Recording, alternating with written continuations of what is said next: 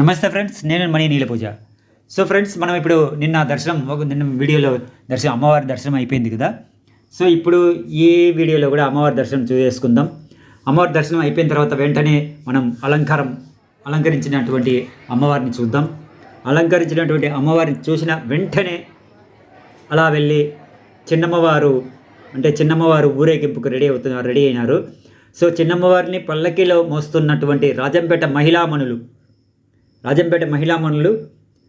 ఎంత కష్టపడి అమ్మవారిని మోస్తున్నారంటే అంత భక్తితో, ఖడ్గమాలతో వీరక్షత్రియులు వేగంగా మారుతుండగా, అటువంటి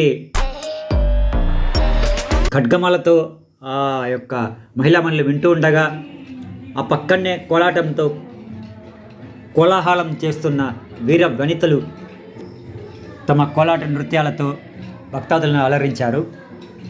అదేవిధంగా భక్తి కీర్తనలు కూడా అద్భుతంగా పాడారు. సో ఆ కీర్తనలో భాగంగా మన కళాకారులు అమ్మవారి కీర్తనలతో భక్తాదులను భక్తిలో ముంచివేశారు.